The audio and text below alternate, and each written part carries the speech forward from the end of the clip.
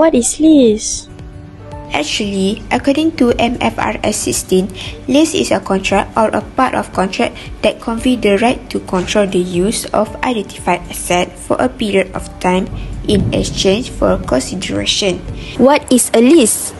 A lease is an agreement where one party, the lessee, pays to use an asset owned by another party, which is the lessor, for a specific period. Basically, there are two types of lease, which is finance lease and operating lease. If you as a lessor lease out an asset and effectively transfer most of its risks and rewards to the lessee, like selling it on credit, is a finance lease. But if you lease out an asset but keep most of its risks and reward, like renting out an apartment month to month, is an operating lease.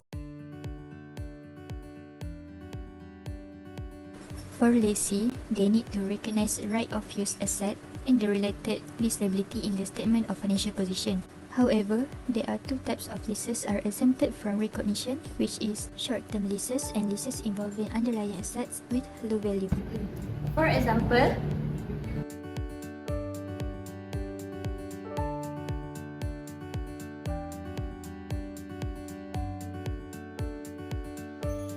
First of all, we need to recognize lease liability, which is payment that are not paid at the commencement date. Since the question doesn't mention the lease liability amount, we can use PVIFA table that the exact amount we will record in the credit side along with cash 3,000 since saya Berhad already paid at beginning 1 January 2019.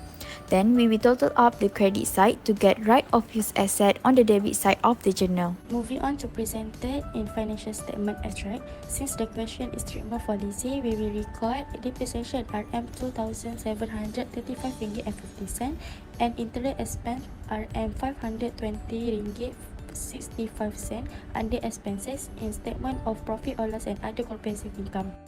Next question, we need to make a subsequent measurement for the ROU, which is a depreciation. The amount of ROU asset that we get from the first question is RM 206 ringgit 50 cent divided by 3 since the lease term is 3 years.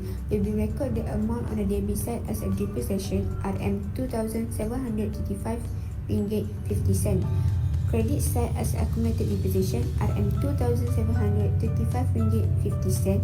For the subsequent measurement for the lease liability, which is interest expenses, the amount lease liability from the first question RM 5,206 ringgit 50 cent times with 10% as I mentioned in the question is to get RM 520 ringgit 65 cent. The amount will be recorded on the debit side as interest expenses and credit side as a lease liability. Last question, we will record statement of financial position. Under this statement, we will have non-current asset, non-current liability, and current liability account. For non-current asset, we record right of use minus accumulated depreciation to get 5,471 ringgit. For non-current liability, we will record lease liability of the year 2019. To calculate lease liability plus interest expense, then minus with 3,000 ringgit to get 2,727 ringgit 20 cent. For current liability,